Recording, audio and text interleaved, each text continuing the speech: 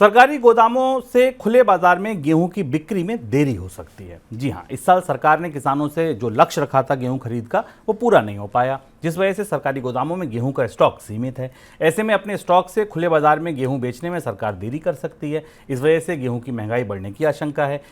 पहले ऐसे संकेत थे कि सरकार जून में ही खुले बाजार में गेहूं की बिक्री शुरू कर देगी, लेकिन अब बिक्री में देरी हो सकती है। इस साल सरकार ने किसानों से 320 लाख टन गेहूं का खरीद का लक्ष्य रखा था, 265 लाख टन ही खरीद हो पाई। सर, ऐसा क्यों हो रहा है? सबसे महत्वपूर्ण बात, सरकार के पास स्टॉक्स में कमी है और अब गेहूं की खरीद का सीज़न पूरा हो चुका है, निकल चुका है। और आमतौर पर जब सरकार खुले बाजार में गेहूं की बिक्री करती है तो वो मिलर्स को दिया जाता है, जो आटा बनाते हैं या गेहूं के उत्पाद बनाते हैं, ब्रेड वगैरह, उनके लिए दिया जाता है। लेकिन अब मौजूदा परिस्थिति में अनाज भंडार में गेहूँ की परिस्थिति को देखते हुए खुले बाजार में गेहूँ की बिक्री डाली जा सकती है और सरकार इसके लिए इंतज़ार करेगी खरीफ के मौसम के भंडार आ जाने का। सेंटर का जो बफर स्टॉक है, जो एफसीआई मेंटेन करता है, वो हम आपको बता चुके हैं कि बफर नॉर्म्स के लगभग बराबर आ गया था, जो पिछले कई सालों का न्यूनतम स्तर है। और ये स्थिति तब है जबकि गेहूं की खरीद हुई है।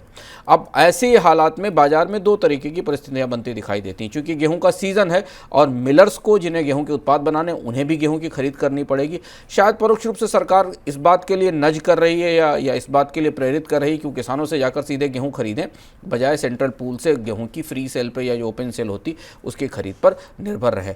कुल तस्वीर ये बनती दिखाई दे रही है कि गेहूं की कीमतें बाजार में ऊंची रहेंगी। अभी अगर आप खाद्य मंत्रालय के आंकड़े के हिसाब से जाएँ तो करीब 33.5 रुपये के आसपास की किलो की गेहूं की कीमत खाद्य मंत्रालय की वेबसाइट पर, हालांकि खुले बाजार में इसकी कीमतें इससे काफ़ी ज़्यादा हैं। और यहीं अब ये तय करना होगा सरकार को कि गेहूं का ये चक्र पूरा होने के बाद, ये फसल का पूरा चक्र, रबी का चक्र पूरा होने के बाद, क्या वीट के इम्पोर्ट की नौबत आएगी, क्या आयात की ज़रूरत होगी, क्योंकि ये फाइल भी नई सरकार की मेज पर पहुंचने वाली होगी। रिजर्व बैंक की तरफ से वित्तीय संस्थानों पर लगाए जाने वाले जुर्माने में पिछले 3 साल के दौरान 88% की बढ़ोतरी हुई है। 2021 से लेकर इस साल जनवरी तक शहरी सहकारी बैंकों ने 13.5 करोड़ रुपए और ग्रामीण सहकारी बैंकों पर 20 करोड़ से ज्यादा का जुर्माना लगाया गया है। सर, किस वजह से लगी है सबसे ज्यादा पेनल्टी? भारत के अर्बन कोऑपरेटिव और कोऑपरेटिव बैंकों में केवाईसी और मनी लॉन्ड्रिंग की गंभीर शिकायतें आई। और ये जानना जरूरी है कि पिछले हम 5-6 महीने से लगातार केवाईसी और के मामलों को लेकर एक जबरदस्त अफरा तफरी देख रहे हैं, चाहे फिनटेक कंपनियां हों या बैंक हों। जहां आरबीआई हाथ डालता है वहां उसे इन नियमों का उल्लंघन दिखाई देता है। लेकिन अभी जो जानकारी आई है, जानकारी एंटी मनी लॉन्ड्रिंग और नो योर कस्टमर के नियमों के बड़े पैमाने पर उल्लंघन की है और ये अर्बन और रूरल कोऑपरेटिव बैंकों में हुआ है। अर्बन और रूरल कोऑपरेटिव बैंकों के कामकाज पर वैसे भी पारदर्शिता के गहरे सवाल उठते रहे हैं। आप अगर लगातार देखते रहे होंगे, हर 2 महीने में, 1 महीने में किसी न किसी कोऑपरेटिव बैंक पर रिजर्व बैंक को कार्रवाई करनी पड़ती है, उसके कारोबार को स्थगित करना पड़ता है और उस पर तरह तरह से जुर्माने लगाने पड़ते हैं। इसमें अर्बन कोऑपरेटिव बैंक्स ने एंटी मनी लॉन्ड्रिंग के वायलेशंस काफ़ी बड़े हैं। यानी यहाँ से मनी लॉन्ड्रिंग के लिए इन बैंकों का इस्तेमाल हो रहा था। 13.5 करोड़ रुपए का जुर्माना इन पर लगाया गया है।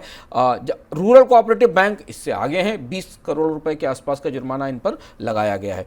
और अब जाकर जब ये इस तरीके की सूचनाएं और जानकारियां रिजर्व बैंक के पास पहुंच रही हैं, तब उसे समझ में आ रहा है कि केवाईसी की जो पूरी व्यवस्था प्रत्यक्ष रूप से सामने दिख रही थी, उसके पीछे कुछ और ही चल रहा था।